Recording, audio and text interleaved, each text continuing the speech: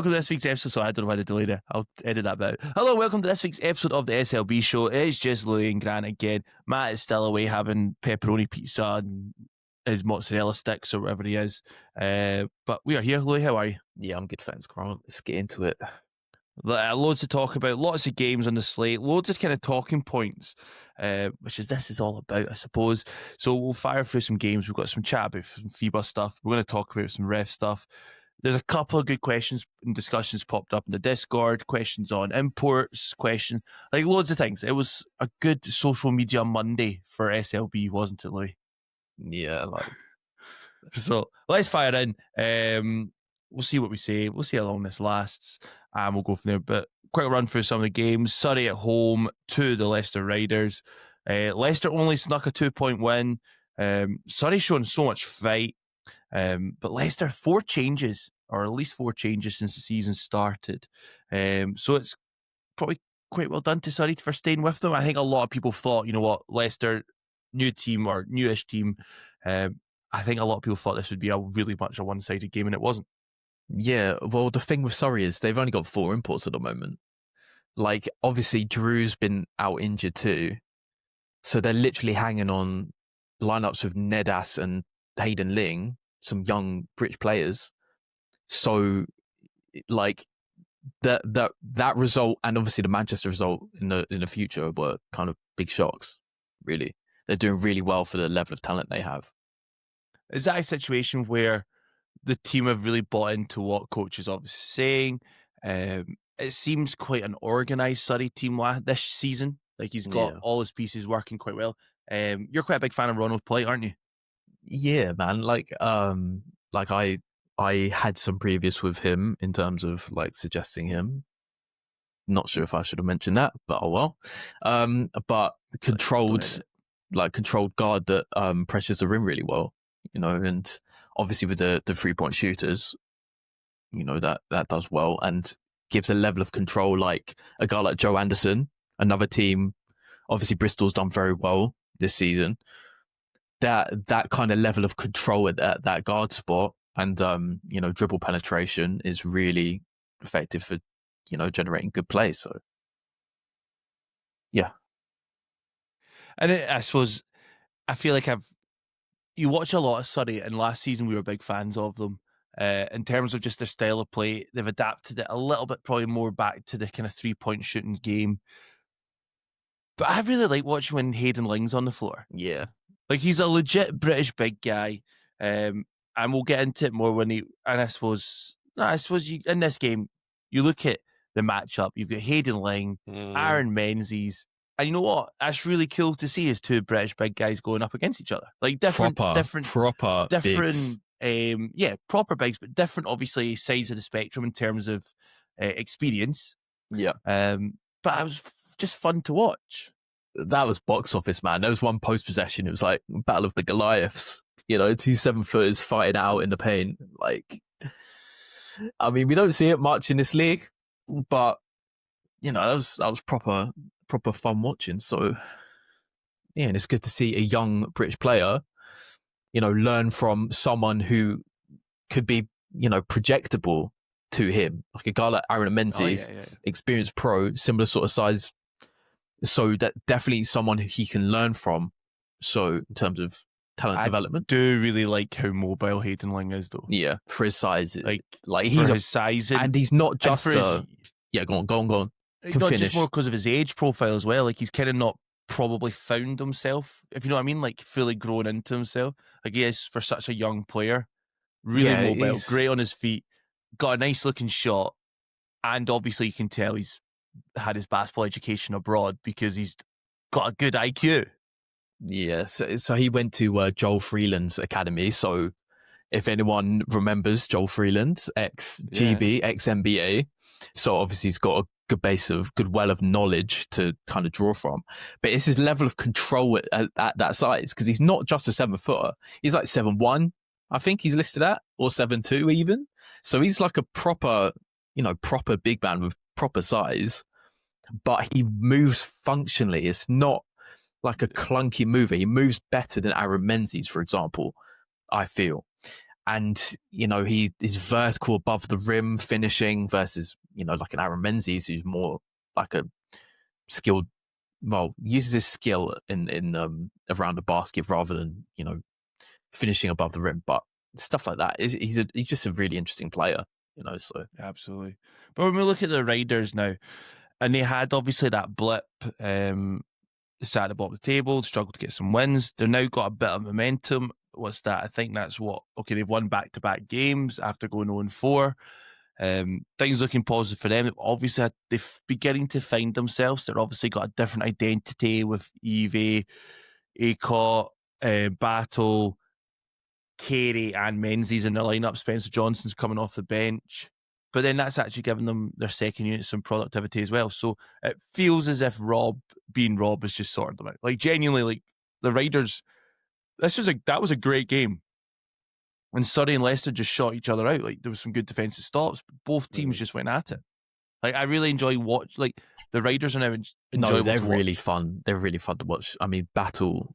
I mean, we know his box office. I mean, look at he's finishing in an alley-oop like above the square, like almost every play. Like he's jumping out of the building. Yeah. Carey's box office. I think Carey's the piece that really kind of unlocks them. He averaged 22 points a game as a 6'5" combo guard in New Zealand. I mean, in terms of acquisition and kind of opportunistic recruitment, that's like above. That's really high level.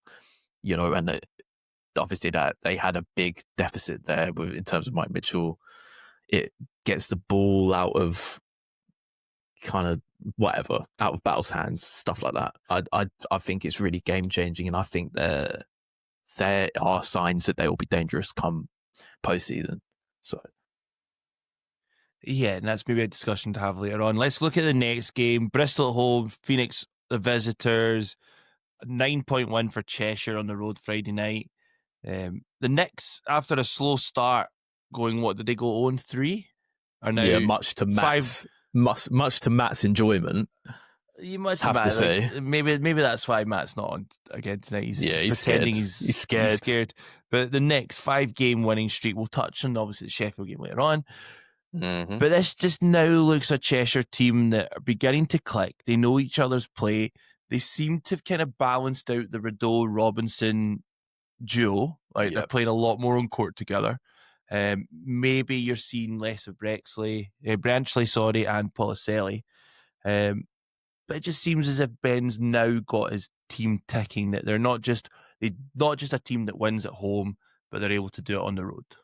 Yeah, like he's, as you say, he's got the team clicking. There were some kind of teething problems like beginning of the year, like a couple, games that could have gone either way, but obviously, a couple really quite kind of good for that outlook wins in terms of like long term for Cheshire, and they are looking very dangerous. Like you said, the kind of duel between the Quincy and Pat Robinson was kind of the huge thing, and I think they maybe helped this weekend with no Tobias Cameron. Because so addition by subtraction, obviously a Dave quote, but it makes it a lot easier. But a lot of good signs for them. So I mean, to go 2-0 across the weekend, they'll be absolutely delighted. But on the Bristol Flyers side, Darnell Brodie 10 minutes off the bench.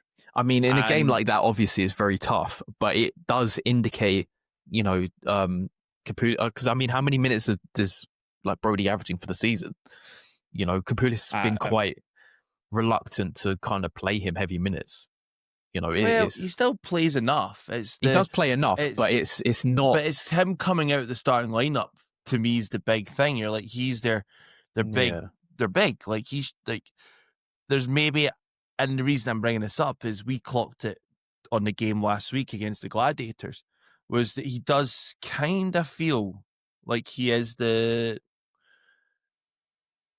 what's to say, like the, oh my God, like the odd one out. Odd one out.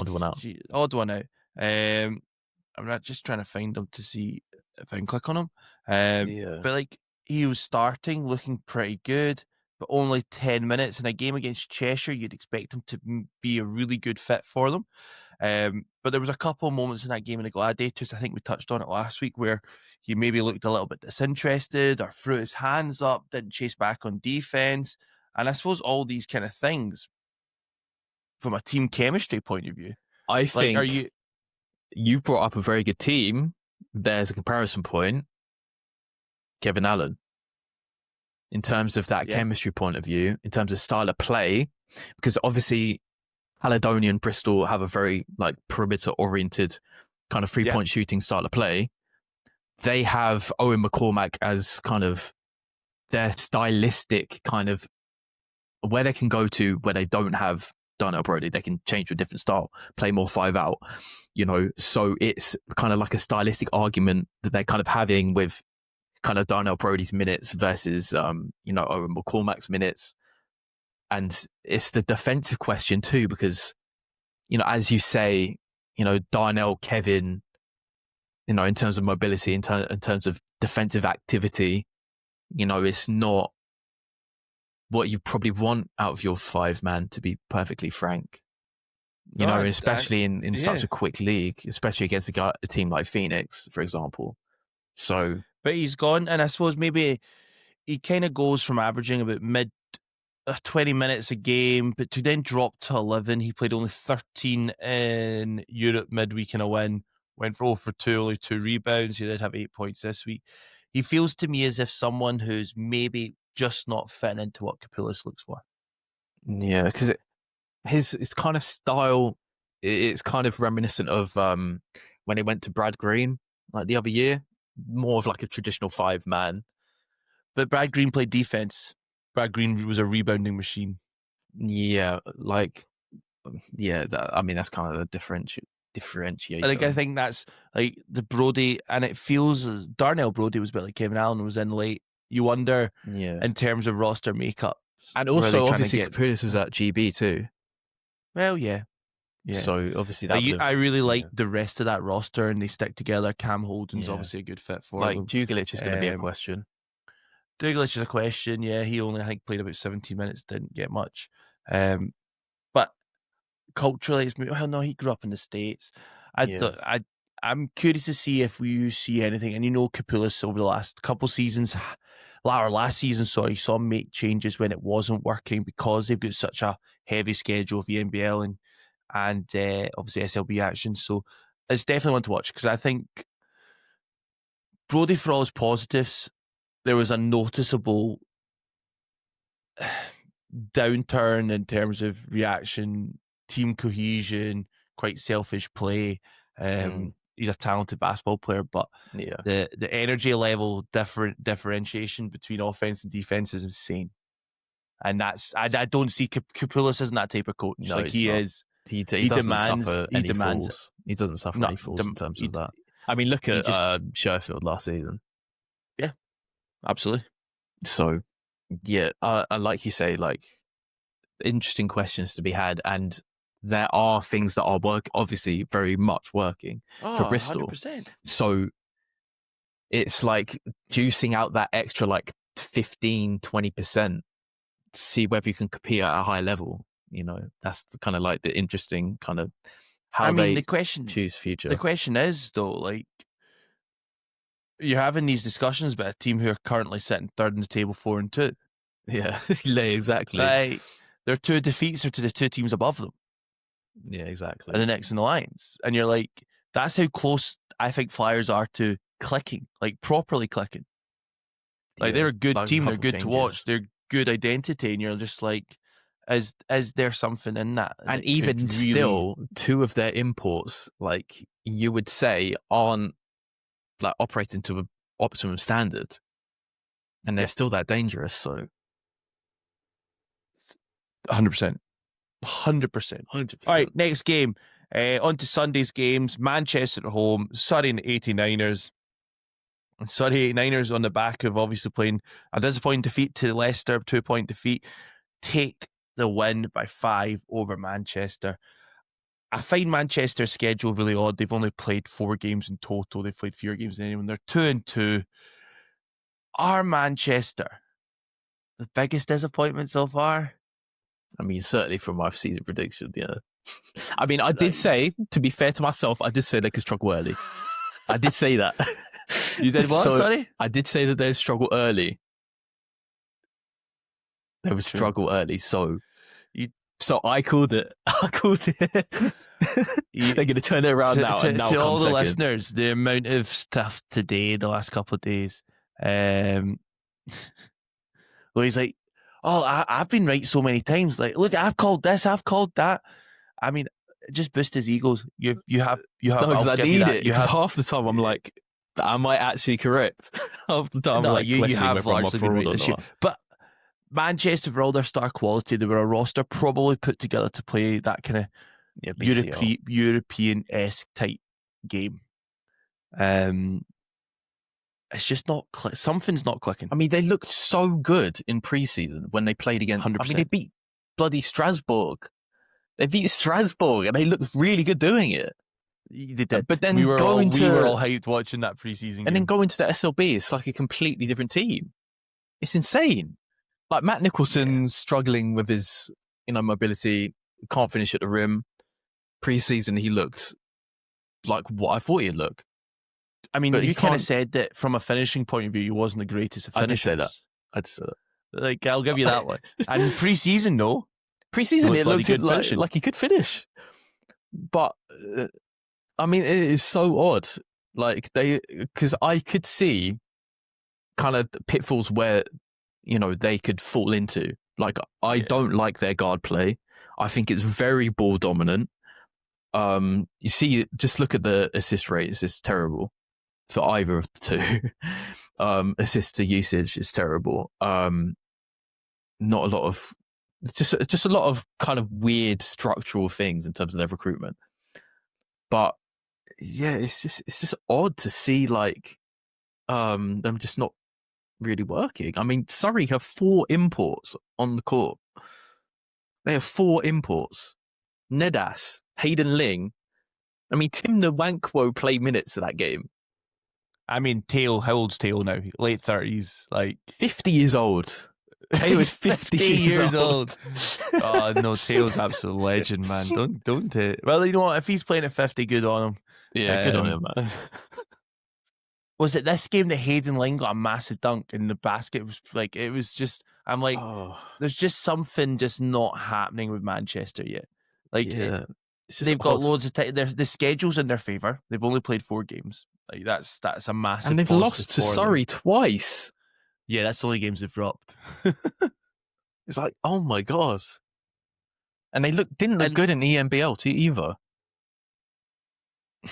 I'm actually just clicking through to see that. Like Zach Irvin, like we're big fans of Zach Irvin, but he's having to do a lot of work. When we've kind of we discussed in the preseason about Zach Irvin about what role do we see him having? I didn't see him having to play 30 plus minutes a game.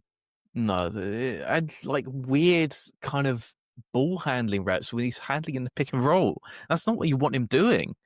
Like, it's just really strange. He is the second top assist leader on that team. That's true. But you want someone with more kind of scoring gravity at the pick and roll. That's my backup. But anyway, like, just a lot of weird stuff, man. Like, they've just really underperformed. It's just really odd to see. What do you see happening there? Do you see them? Is it just one of these ones that the journey comes? It's a question in the Discord. We can talk about it later on as well. We expected Max Jones to shoot the ball a lot. He does that. Kayem Cleary. So. Are we seeing what we thought from Kayem? Well, I was kind of expecting his shots to fall more, to be perfectly frank, but he is that kind of scorer whose decision making is kind of questionable. And I suppose for them as well, they're now trying to integrate Kane Henry into the lineup. I mean, Kane Henry is going to be crucial for them, in terms of skill at that spot, and like bring it back to Zach Irvin. Like they're kind of. I mean, we obviously love Zach Irvin, but he's a type of player that needs like a good kind of structure around him. He's like that. okay, so there's floor raisers and there's ceiling raisers. Zach Irvin's the ceiling raiser. He's not going to give you like 20 points a game. That's not what he's there for. He's there to give you really solid defense, rebound the ball, make hustle plays, finish around the rim. Think how last season, how many times he just happened to be in the right place, cutting to the basket, getting the ball, or taking a three because he was wide open.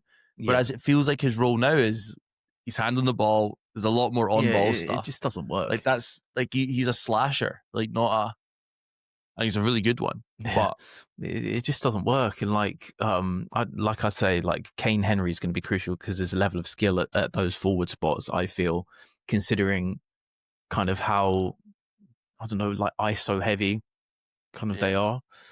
They need, because they're not getting playmaking, they're not getting driving kicks. They need guys to create up the lineup, and it's just not really working. So, yeah. And then they're flipping that. Surrey, all near enough. They're 2-0 against the Ballers. They've almost got the series tied up already. They can't go. Do you know what I mean? From a season point of view, yeah. You look how close this is.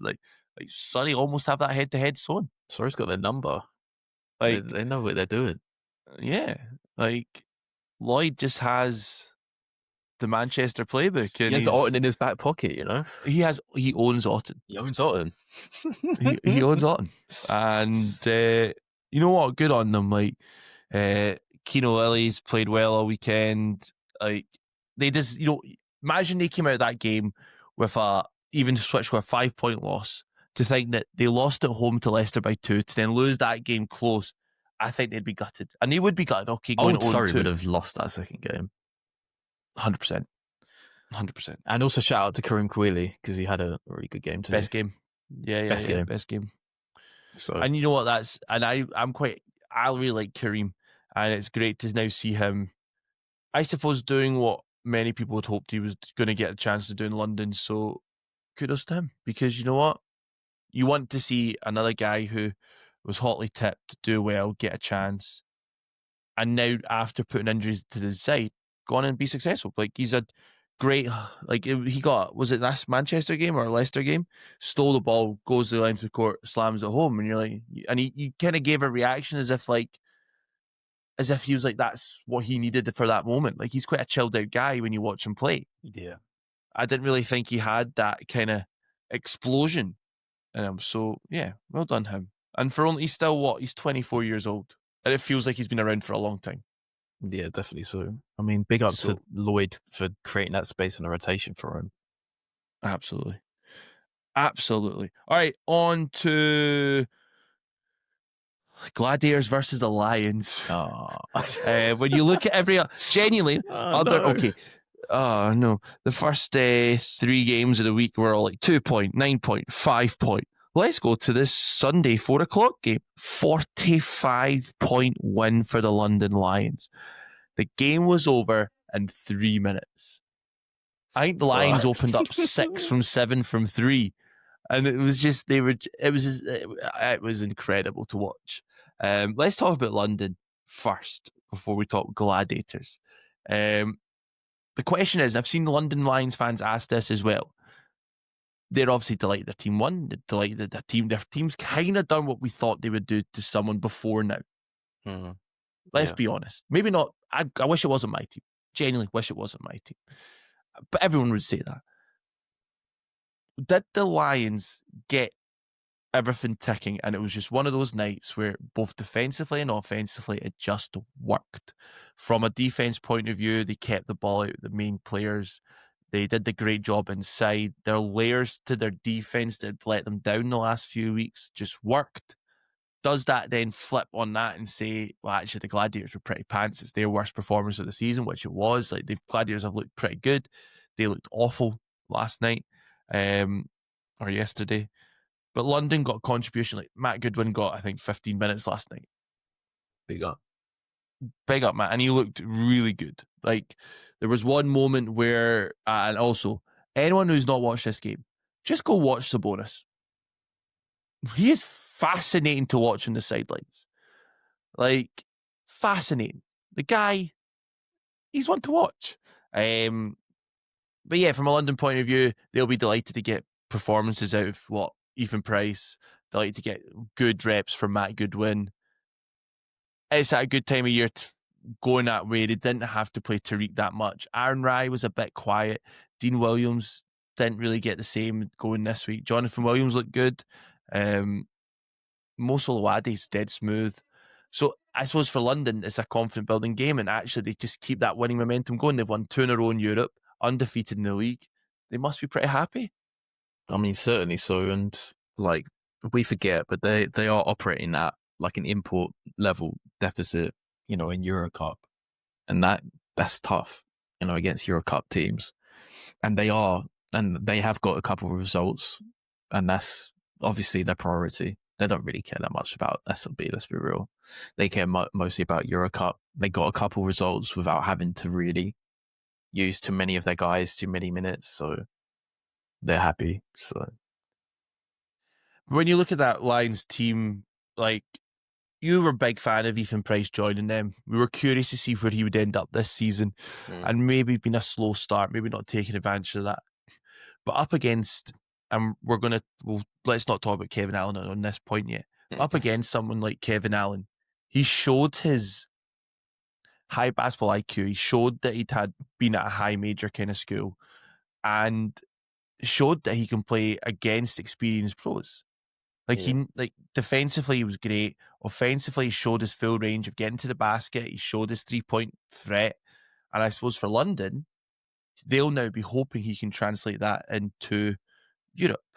And then I suppose flip it even further from a GB point of view, whenever that happens again.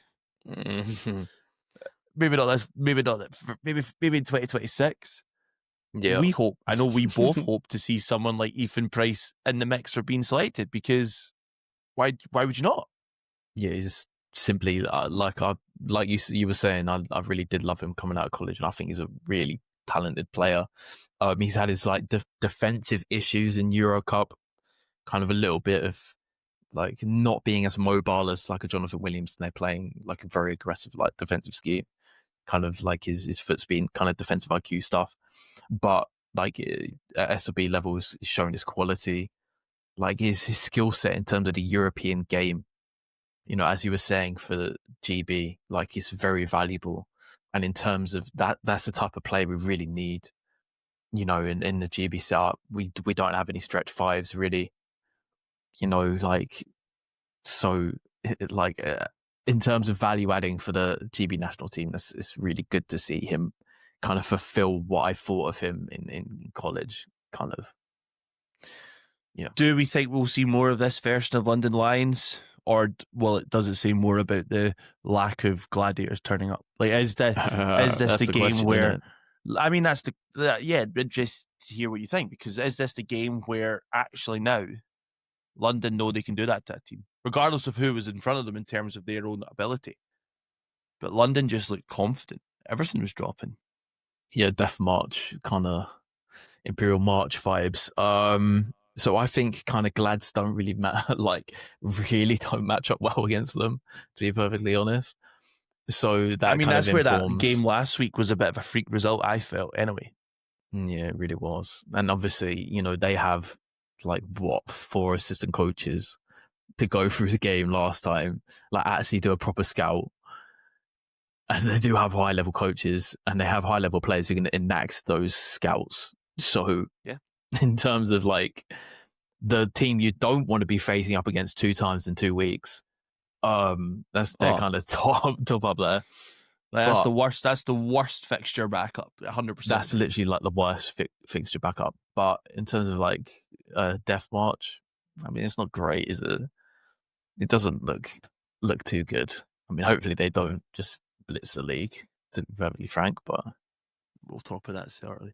All right, let's talk Gladiators. And I know I'd like to wind you up about how good Kevin Allen's been and how he's going to do this and lead the league in scoring and whatnot.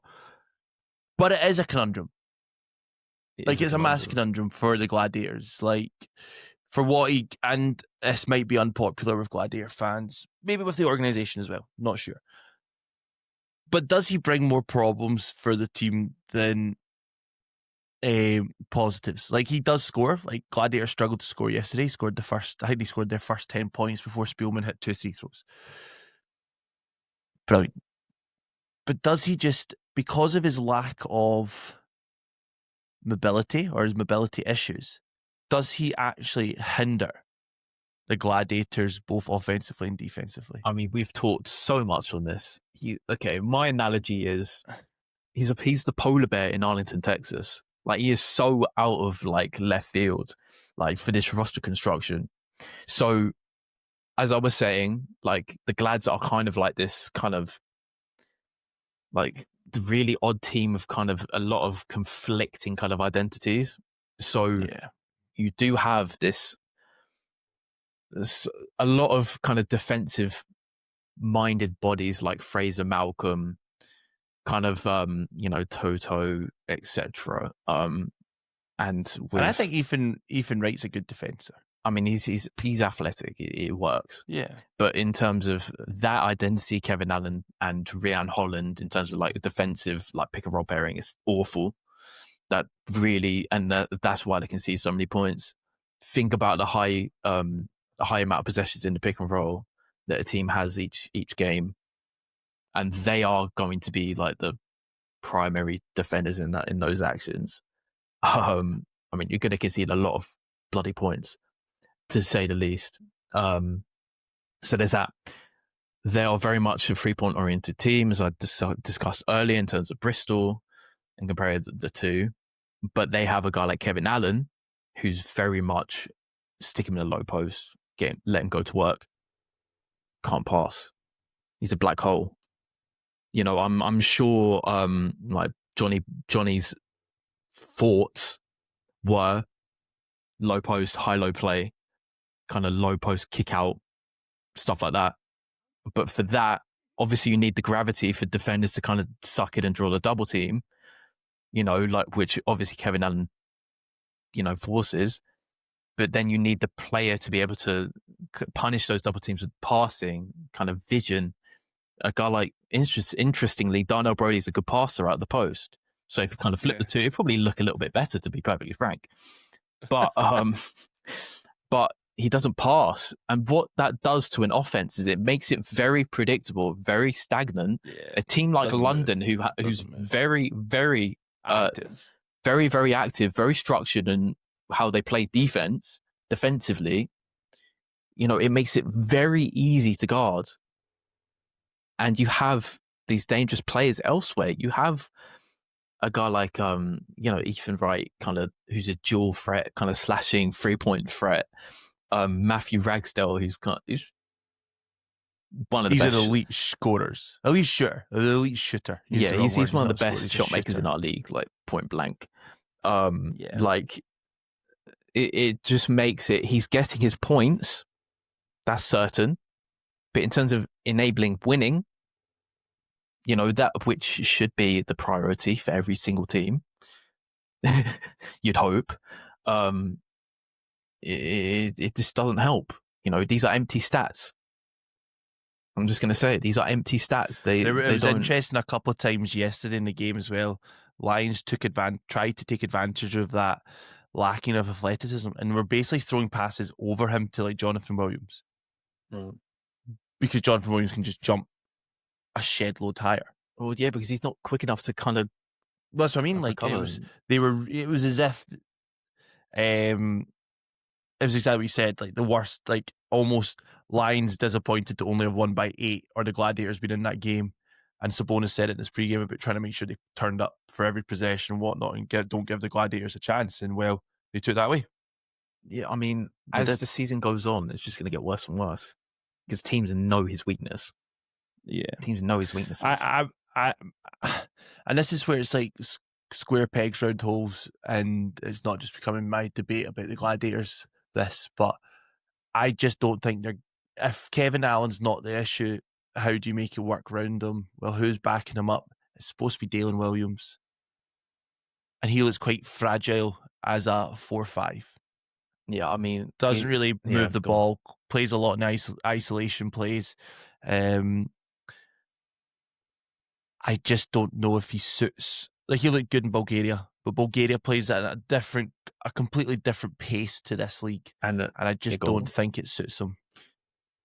There's that thing where his advantages are like him being a relatively good athlete, not being particularly skilled, whereas we're a high athletic floor league. We are extremely athletic at all kind of spots, so his athletic advantage isn't enough to make him valuable, a threat 100%. So it makes it tough. And then like as you say, like kind of like the physicality and kind of the 5 spot, it just makes it tough. Like you need to kind of think about how Newcastle does it.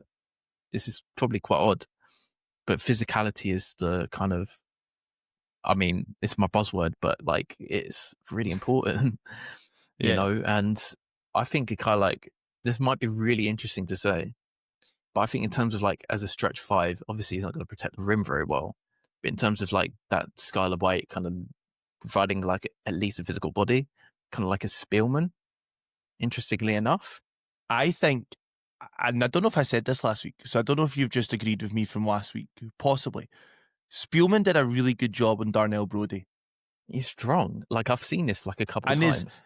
And actually, when you watch players, how they do defend when they're in a mismatch in that situation. So like there was a moment where, was it maybe Toto actually, I was going to say it was Dalen, but maybe Toto, and he just was totally in the wrong position, not really taking any contact, and was probably just going to rely on his athleticism. But as actually, defensive stance-wise, Jet was like, okay, come get me. He's strong. Like, and he totally did a good job. So, very interesting to see what happens, because the Glads are clearly a talented team. Yeah. Can they make that talent into the team? And as you said, bit of imbalance, a bit. Yeah. And I suppose it's one of these ones where it's Johnny's first full season as coach. They look a ton, exclude the London Lions game last night, they look a ton better than they did last season. I mean, they've lost a couple close games that they shouldn't have. But like, as we say, but like that's basketball. That is basketball. But as we say, like there are very evident kind of things that kind of. Yeah. And I mean, Johnny said those things in his pregame. Like he talked about in the big moments, we need to stop turning the ball over. I mean, it's in the big moments, we need to rebound better. Yeah, and those are the two things we've basically just said. And that kind of lends into some of the, like I kind of call it like nuclear options who provide one thing. So like a Ragsdale who provides a lot of shooting, but you put him in a lineup at, let's say, the 3 spot, that's given up a lot of size and a lot of athleticism at that 3 spot. So a lot of players that are kind of like, let's say Fraser, who's a useful defender, can hit his spot threes at a decent rate, but a very limited, like kind of low usage, like offensive player. So in terms of like offensively in lineups, he's a good defensive option, but it's tough offensively. Same with Toto, so that makes lineup construction really difficult. And then Toto did have some 2 nice offensive plays yesterday. He totally faked me out, had the ball under the basket, went up, didn't get it, got his rebound, and he looked as if he was about to pass it out. London Lions defense all went because like he's not going up again. He did go home and slam it home, but which was quite good for Toto. Good for Toto. I agree. But like, and then like I've discussed this so much, but like, I just don't like the fact that kind of like the lack of ball skill on that team and kind of ball handling. Like, because like I said about kind of Fraser, like if you have Fraser at the 4 spot and then you have a guy like Ragsdale at the 3 spot, and then you have Ethan Wright at the 2, I mean, you have like Rian Holland or, Carl Jimenez to handle at the 1, be like the primary handler. Who else? Because then that makes it like Ethan's the secondary. His turnover percentage is 19%. So he's turning the ball over 19% of every possession. That's not good. Like he's not assisting the ball. That's why, teams in our league often recruit like a combo guard who can play at that 2 spot and can space up the floor, because what I mean, look at Sheffield for instance. If Rodney Chapman can't create anything, they go to Prentice, stuff like that. It's just a lot of stuff that I just don't really like. So it's going to be one to watch because they've been in so many games and getting blown out is never fun. And I would like to have been a fly in the wall in the dressing room, both at halftime and in full time, because you question players fight in those situations and come off the man type expression is always said. But at down 40 points, Kyle Jimenez was jumping in the second row and hurting himself to try and keep a ball alive. Yes, is that stupidity, but also is it showing a fight that is there anyone else in the team doing that? I doubt it last night. So from that point of view, you look at Kyle being like, no one else is doing that. That shows something. Like he's like that. It matters to him. And actually, I thought Kyle yesterday did inject a bit of tempo into the offense, and it and to get going. When Lions kind of let maybe Kyle get a wee bit because they maybe didn't know what to expect from him because he didn't play the week before. But hey ho, one to watch the Gladiators. Curious to see what it means. All right, final game. Cheshire Phoenix at home, beating the Sheffield Sharks by 19 somehow. I don't want to get too much into it. No, do I? I don't know. And I wrote down what just happened because it's one of these games and it's very much the kind of Cheshire kind of way. Even let's just talk score-wise right now. Cheshire go down, they come back and win. I mean, they were watching that game and following that way. Say that again? They were quite down heavily in the first. Yeah. The comeback. To not mention anything else. So, but this is where you look at all around, you read all the noise in social media. We're going to include, there's been obviously a lot of talk about the referees and whatnot goes on in that. We're going to save that for the next discussion we have. But Ellesmere Port Sports Village, there's an effect in that place. It's contagious. Cheshire just know how to win in that building. It's nuts. And it is nuts. Like their home success rate is incredible. And it's all because of how they create an atmosphere from the court to the stands. And it's maybe what they lacked last season because they didn't have Timberlake loved it. Larry Austin was obviously their guy. But LaQuincy is the definition of a guy who will... Shithouse. Yeah. Skylar, the same. Loves to roar. Loves... Pat and Robinson. you know what? Shithouse. Tobias Cameron, shithouse. But that's just the way they play. And that's their identity. And next fans, we're not hating on you because your team's now up to second in the league playing some actually nice basketball. But it's amazing what happens at that venue. Like it always seems to be EPSV. Like it genuinely feels like it's always and they've made it such a fortress to play in. Like it's such a difficult place to go. I honestly don't understand how they generate that sort of atmosphere because it literally goes mad. Like I have no I'm not even there, and I can feel it secondhand. Like I don't know how they generate that sort of atmosphere, but like all the kids screaming, constantly, just absolute mania, like every game. Yeah. And the game, and obviously that draws into like how Cheshire play, their fast-paced style. But it's just mental. This is absolute pandemonium every game. It's insane. Like, but is it a whole thing of the whole we've heard Ben talk about the time being like the smallest budget and using maybe that kind of thing to kind of boost his team as if that kind of weird underdogs. But actually at home, you could put anyone against them and Cheshire will be in that game. Like if you're an away team, and I think this game swung halfway through the third quarter and it was actually off the back of some brilliant play from Dirk Williams. When he hit the three, got the block on, I think Robinson, got down the floor, got the assist from Chapman. I mean, they were just raining threes. They were raining threes. Dirk was having a great game, blah, blah, blah, blah. But something happened on the block. William Lee turned round, and I can't remember who it was. I think it was on Robinson. And Will Lee just roared at him. And it was from that moment that game began to swing. Sheffield didn't manage their emotions at all. And they let everything all around, which is fair enough, it sometimes gets them. All right? Because that's so hard to do. And in that building, It's so difficult to control that. The times I've been, teams have been up and somehow lost. And it's the same when you watch Cheshire play, it's the same thing over and over again. So it comes down to how teams then prepare to go to battle with them. To expect everybody knows what LaQuincy's going to do. Everybody knows what Skylar's going to do. Like, be prepared for that. It's the bad boy Pistons. Genuinely, be prepared. It's the bad boy Pistons. Bad boy Pistons. 100%. 100%. Like, know what to expect and dirty. Don't fall for it. All right? Do you know what I mean? Like, it's hard. And basketball's the type of game where guys like to go that one-on-one or chat shit or do whatever. But actually, the game's won or lost within 40 minutes of who scores the most points. Don't give the team the chance. Put all officiating, all sorts of officiating stuff to the side.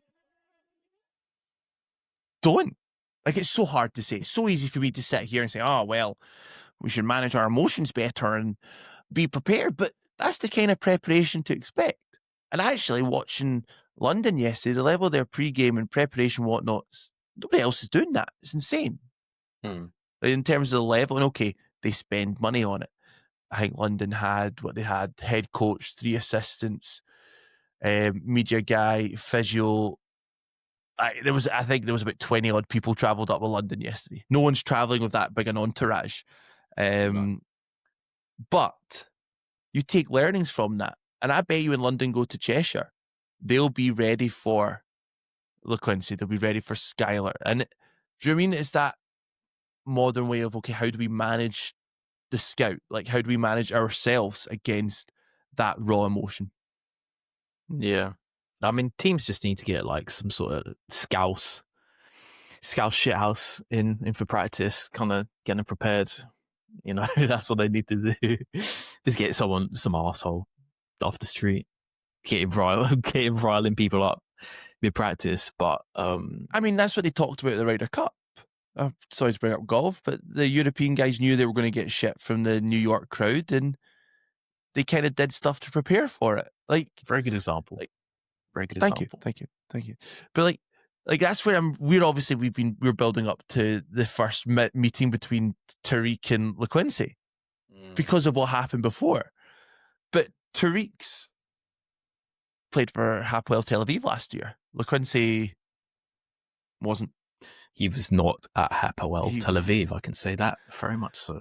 That's a fact. Look at Tariq will come in with that preparation. They'll talk about that, and Tariq will be able to compete with LaQuincy because he's like, well, not only on paper and pedigree and CV played at a higher level, but he's also knows that he can beat LaQuincy.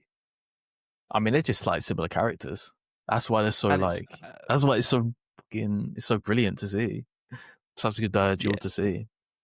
Like, it will be fun when that happens. But on this game, it's hard. I don't want to just talk about it at least a little bit. Say you're like we talk about the officiating mistakes. I was trying to keep refereeing stuff for after, but this game maybe hinged on that. There's been a lot of chat online about it. Maybe. I mean, we can't. We don't know. Like, if it wasn't, we don't know an alternative world where we actually had some. I don't want to say it, but competent refs. I'm a matter of fact guy. We don't know what would happen if. Yeah, we don't. If there were good refs, and if Jordan Rutiena didn't get randomly fouled out for no reason, and if Dick Kern didn't get random fouls to kind of put him in foul trouble, and other guys, I can continue the list. What was the 3-throw disparity? Was it 47-20 47, the second most ever. In the live stat era. In the live stat era, as per Dan Routledge. But yes, that's not a good stat. No. That's really not a good stat. No. Is this a case? You know what? Let's go in that next discussion then. Let's just frame it around this next discussion. We're obviously, 3-4 weeks into FIBA taking over the running of BBF. We've heard nothing. We've had no FIBA qualified refs really step into officiate SLB games. There's a couple beginning to drip feed in. This game had 2 referees who have refereed at this level before, which brings the debate. like what's going on? Like we talk about like the game needs referees enabled for the game to happen. And actually, there was a bit of chat at the start of the season. People were like, you know what, officiating's been pretty fair. It's let the game go. But does an experienced referee step in these type of games, and whoever that official may be, and just kind of go hod the bus? This is getting a bit out of hand. I've seen referees go over to tables and basically stop the game until you go, are you guys sure this is correct?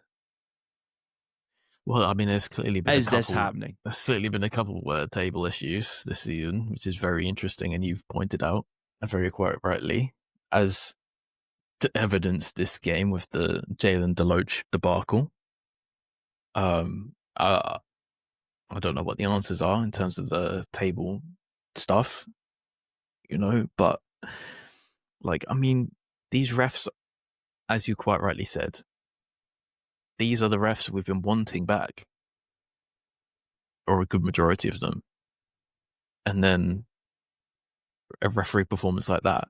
I mean, I have to say, there have been other referee performances that have left kind of the situation untenable, I feel like, in terms of like, not having the full gamut of like refs available, or SLB level refs available, but what does that say about the state of reffing in our country though? Oh yeah, maybe. But then it also is like, what opportunities? Like, how are we getting better at refereeing? Like, That's what are very we? true. Like This goes systemically. What actually, like, it all comes back to the same issue of, like, what's happening with our game, and yep. like generally it does. It's all part of the same strand in terms of refereeing, youth development, how we get introducing people to the game, and that's before you even look at the pro game in terms of or coaching at the youth level. Before we even look at the pro game, we're looking how can we get more bums on seats, how can we sell the game commercially, and how can we attract just better audiences. Like, it's all part of the same matrix, and I could talk about this forever, but referees are systematically one of the key parts of our sport. Like, the game doesn't happen. You can't call your own fouls other than when you're playing street ball 1-on-1, whatever. Like, it just doesn't work. If you imagine a Quincy doing that. No. And it's not even worth even it being a thing. Like, it's genuinely not. But when you look at the importance of referees in our sport, what are we doing as a sport, as an organisation being the SLB, and as teams to grow the base and experience of referees? Yeah. I bet you this season, and there usually it has been in the past, teams have at the start of the season brought in referees to understand what's going to happen. I'm going to guess that didn't happen this season. Because why would it? And with everything going on, it just wouldn't. And I think I would not be surprised, because I think as well the SLB ran and controlled the referees last season, and the BBF were looking to bring them, and they would control the kind of referees and deployments and whatnot, which again kind of makes sense, to create that kind of split, so the referees kind of had whatever. But what needs to happen? A question to whoever's, if anyone's even listening, what needs to happen to get our best referees back refereeing in this country? Like, genuinely, what needs to happen? And then for those better referees, what needs to happen for them to feel like they're appreciated, but also then to feel like they're getting a chance to develop and grow as a referee? Because is it systematic? Is it futurizing, what a made up word, but like giving them the benefit to go to replay? We've talked about that for donkeys. That's not going to happen because of where we're at the moment. Like, it's almost just that whole Britishness of not respecting also as officials in that sense. Look at football. Football referees get pelters. Pardon me. Yeah.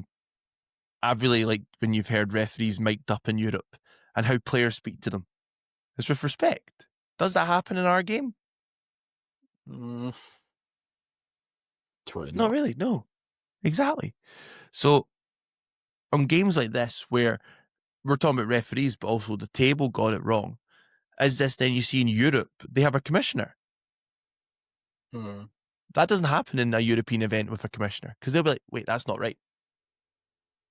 So it's experiencing and upgrading what's offered. Like, we need to respect officials to be able to get them to official, but we need to help the officials to make it work, because if we don't make it work, we don't have a game. Very well put. It just goes back to kind of like, because we say about kind of how they've kind of been treated in like this past year or so, but it's about, you know, supporting them, you know, to enable them to, you know, further their performance on the court. You know, how are we treating these officials? How's the kind of preparation for games? Are they literally being shipped in last minute? Stuff like pay, for instance, stuff like, do they have the adequate support network? You know, like in other leagues, you see like head of referees. I'm sure we have that here, but are they given the adequate support to kind of, you know, do good things? You know, are they feeling? I mean, this isn't really thought about much, but are they, you know, feeling loved? This might sound stupid, but you know, like these refs all have other jobs. Like, no one's a full-time ref, really. Yeah, like I'm sure I've seen stuff that says our refs are the lowest paid refs in Europe. That's mental. Like, yeah.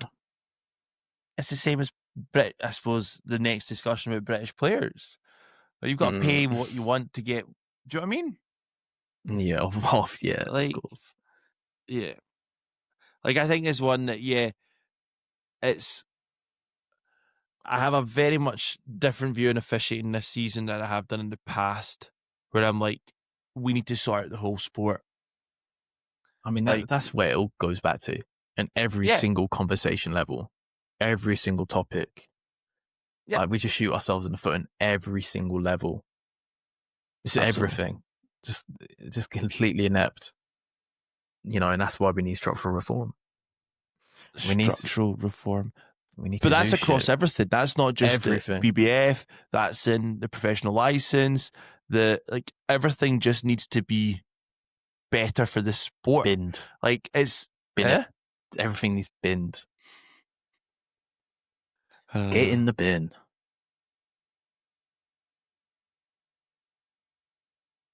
But yeah, everyone just needs to do better. Like, genuinely, everyone needs to do better. From governing bodies to referee bodies to league bodies, to make everything just better. Like, support each other to make the product better. 100%. Think if that happens, everyone's happier. Yep. And it's quite miserable right now. So, and we don't then have situations like yesterday where, Sheffield can definitely feel hard done by. Fair enough. But that situation doesn't happen if everyone's standards are higher. Yeah, there'll be bad refereeing decisions. It happens in life. Like it does. People make mistakes, human error, blah, blah, blah. Oh, but then we've got tech. You know what? TV review. Let's go. Yeah. Like, everything's got an answer. Aid them in their performance. Absolutely. Absolutely. All right. Let's move on. Yeah. We'll end up coming back to this point 100% as well. Yeah. Next week. Week after that. Maybe in 10 minutes. Friend of British basketball, Kofi Joseph, sprung back on social media today. Okay. See what I'm saying about we're about to get back to this same discussion. Import limits. He's obviously saying about how it's crazy the amount of Americans or foreign players in the league compared, and how transfer British players aren't happening. And you had a lovely discussion with Mr. Joseph. Yeah, I did. I might have. Anything you want to add, or anything you think that's important? I'm just more interested to hear what your view is before I get into spout nonsense. Okay, so to preface, I did sports development in university. You know, we had to study multiple pathways. I've just been observing. I have a very niche kind of interest in sport. I watch a lot of various leagues, so I have kind of like a knowledge about import levels in other leagues and how they kind of affect success, etc. Blah blah blah blah blah blah. but to actually get into my point, sorry. Basically, my viewpoint is the SLB is our top level league in terms of function in the professional pyramid and in elite talent development. That function is to prep elite talent for the national level. We've seen it with guys like Pat Whelan, Josh Woodhibbert, who've transitioned from other leagues, played in our league. We've provided a good level of play. They've acclimatized to that level of play, because I feel like level of play in talent development is very important, because it is. Not really much else to say there. And we've seen them. I mean, look at Josh Ward-Hibbert. He wasn't even playing for London a couple of seasons ago. Now, I think it's fair to say he's very much at an international level.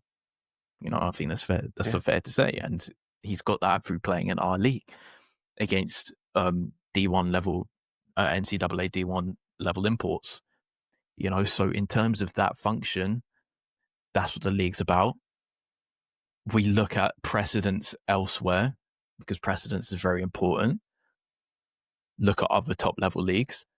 Practically every single top level country, 6 imports or high level of foreigners, such as in Spain, where they have 2 import limit, but their teams full of like EU, like other nations, etc.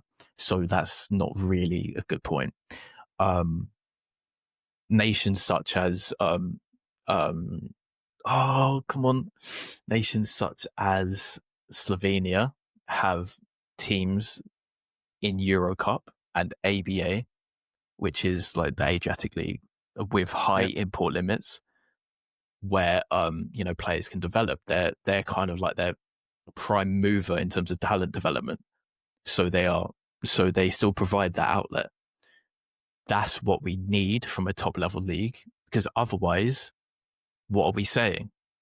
If we have let's say a free import league, I mean, what level of play are we providing? We're kind of incentivizing players in that sort of pursuit for elite play to play elsewhere. You know, we need to provide that kind of base for talent development. So that's one point. You look like you wanted to say something. But I look across other sports, and like, if you know me, I just watch a ton of sport. A good example right now is probably French rugby. The amount of people registered. Thank you. The amount of registered players they've got is more than anyone else, I think, in the world. And obviously, massive country. And also, one of the, well, basically the country with the best pyramid in the world, because they have Pro D2, etc. Go on. Which is probably would be a top 4 pro league anyway in its own. Yeah. Anyway, but like, we need to, and look at French basketball. It's probably the same. Look at German basketball. It's probably quite close as well. Like, the amount of registered people playing this sport is insane, and it's through all the way up. Same as, you know what, French sport in general, French tennis is the exact same. Like, the amount of registered people to the governing body in terms of players, volunteers, coaches, whatever else is just insane. And like, yeah, it's like whatever, but we need more people playing the game. Yeah. We need more people playing under 12s basketball. We need more people playing in primary schools or high schools, wherever you guys down south call those kind of years, whatever. Like, we just need more people playing the game, because that's how more people comes into it. The standard goes up, becomes more referees, more coaches, more court moppers, more physios, more bus drivers. Do you know what I mean? Like the whole package of the game goes up with more people playing it. Like, it generally does. If we look more at the top level, like, I think there was a crazy stat. Like, we joked about this at the start of the season, being like, oh, our all British team for this year, how's that even going to look? And actually, how many people would actually be eligible for it? It's not a high number, because our talent goes elsewhere to play, because, well, they might get higher value for money. They've played here. The British game, Pro League, still viewed by some agents as being like a last resort, rather than, and we know it's not now. We look at where players have springboarded out the way, but you know what I mean. And like, an import limit, I think something needs to be done. I generally do. I do think 6 is quite a lot. Like, and Yeah, like 5 even back in the day was fine. It used to, I remember it being 3 plus you were allowed €2, and then it was kind of like year 5, or there was then 4, then 1, and obviously now it's 6 of, as long as like makeup of whatever the rules are. The discussion as well about obviously London, they've spent X amount, so that means they have Y amount of imports. I quite like that rule. I do. Salary cap financially, I actually preferred the old rule. Whereas if teams wanted to spend £1 million on players, well, the rest of the league benefit. Yeah. Like, I think that money that money went into an SLB pot that helped improve the standards of the league. Like, to me, that like make the game better. Like London are being punished in a way because of whatever else. But actually, yeah, they had 4 imports play yesterday. The Lithuanian boy didn't travel, and obviously they've got Ryan McSell and Shavar Reynolds actually still in the roster. Like, he's just out injured. So it's, pardon me, Ryan McSell. So they've got imports sitting there. Like, it's not as if they've not got the imports. They're just actually mostly injured. Like, do you know what I mean? Yeah. So but there's just not the opportunity. The opportunities in our league, and historically, our league's not been a development league. It's an older league, like older player league for British. Like, that is. Like Surrey. I mean, the Surrey's a half and half in that sense. They've got Taylor and they've got Andrew Lawrence. Yeah. As their kind of wildly vets. It's just giving opportunities. Like, we don't give our youth, our players, a chance to develop. And when we do, it tends not to go down very well with maybe even experienced players on the court as well. Like, it's such a hard battle. And then is this then where BCB needs to be better? Yeah. So the whole structure needs to be better. So you were arguing about kind of player participation, etc. A big part of it in kind of like the purpose. Yeah. A big part of it in kind of like the purpose in terms of the talent development pathway. Yeah. Is, well, as you say, like downstream, you know, the second tier league, look elsewhere, Pro A Germany, Pro B France only has 2.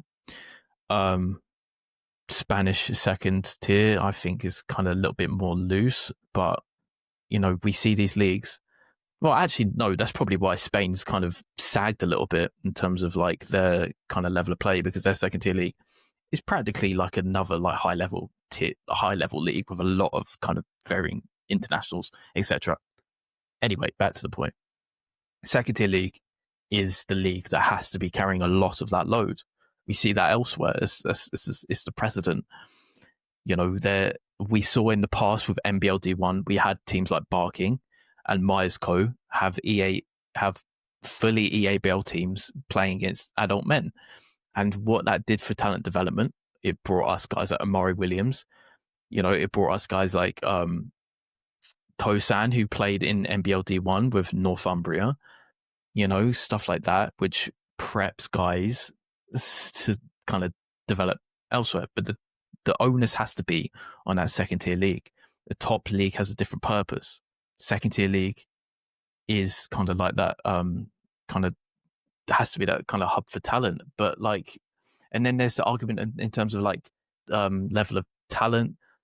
Obviously, we're saying about kind of like the level of opportunity, and I hate that. My thing is homegrown rule. That is the key rule, you know, because we see in NBL D1 there's lots of dual passports, and what does that do in terms of homegrown players? That remove spots, you know. Like I was saying, BCB has to be that level of like talent. And last season, in terms of U20 players playing, you know, our league had more players playing than BCB or NBL D1, which is ridiculous. That can't be happening. You know, we see it in Lithuania where they have loads of youth players playing. But basically, that's the thing. Like, dual passports kind of like are a bane, are blockages, basically, for players that could be playing in that spot. You know, we see it with guys like Canway, where Newcastle's provided him the opportunity. But we see teams that kind of fill their teams with like dual passports.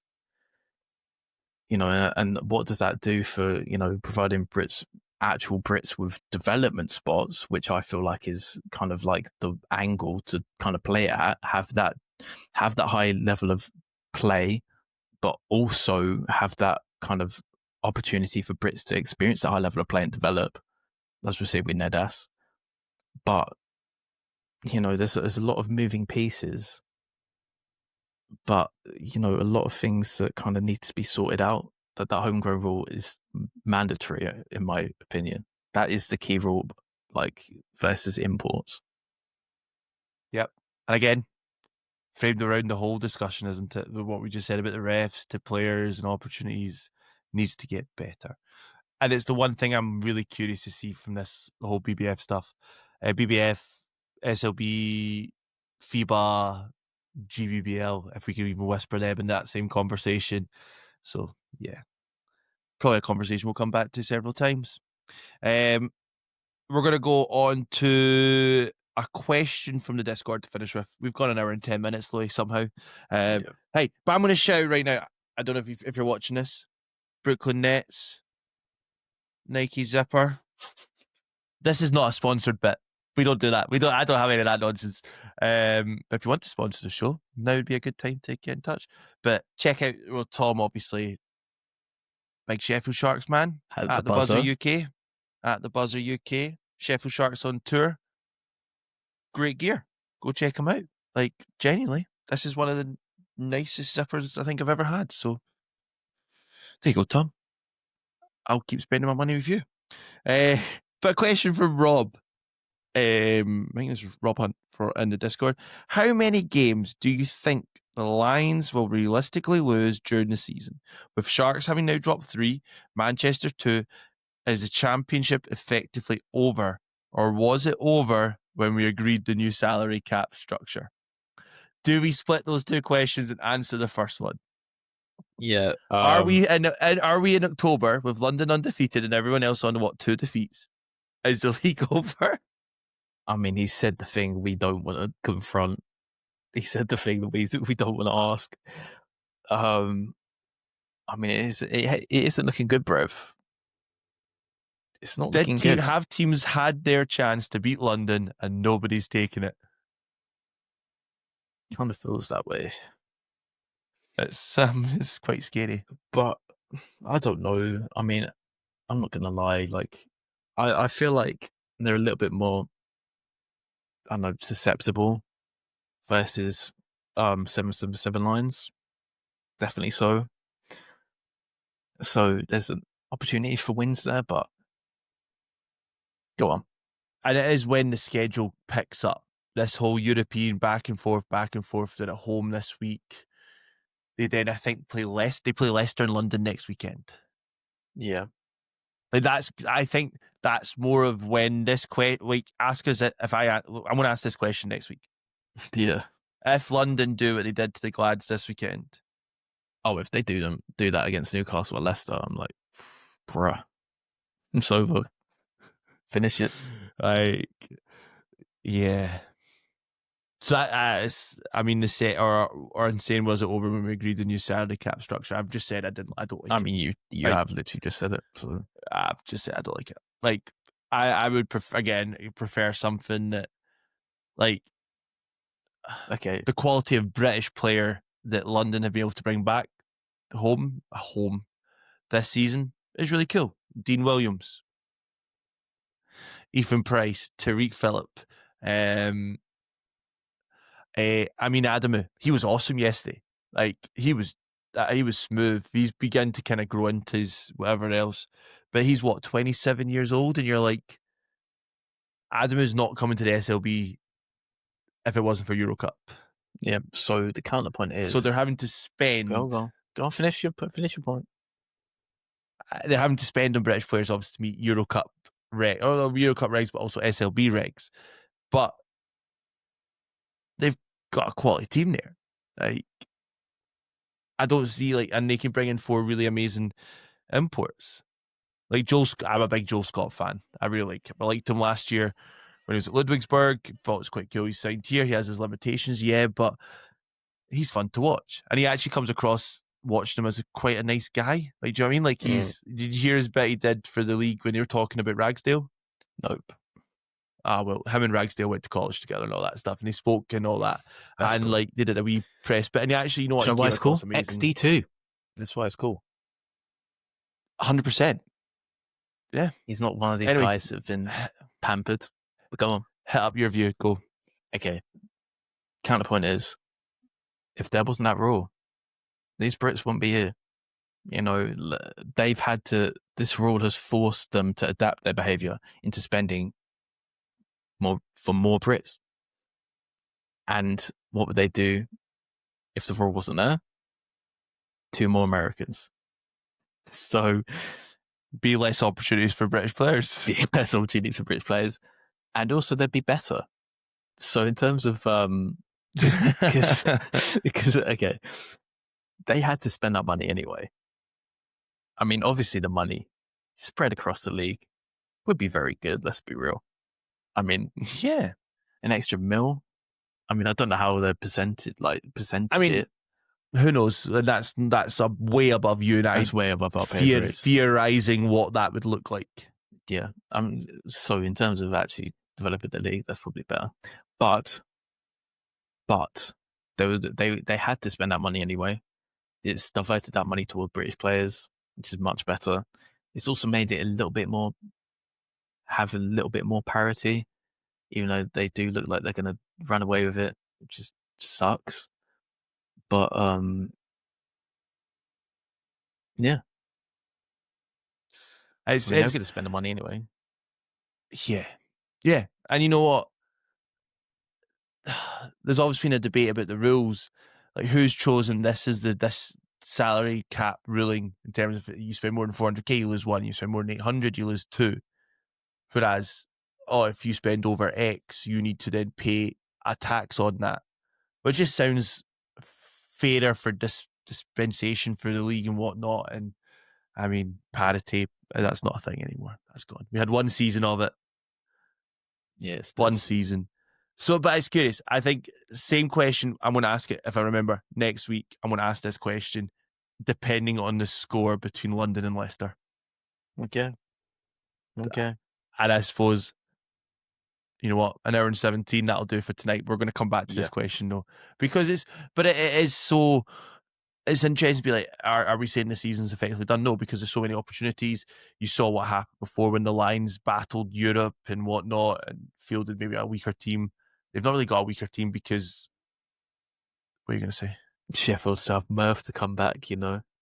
I mean, that's a whole other podcast on its own, talking about Mervyn James and what and the impact that could have both positively and negatively on that Sheffield team. It's now 10:15, Louis. I'm not getting into that one right now. I've not got the brain capacity for that. So that'll do for this week's episode of the SLB Show. Louis and I will probably be back next week to talk about similar things because that's what we do. Yeah. Like, share, subscribe, get involved, give Louis a follow on all social media as well. And yeah, the SLB Show will be back next week.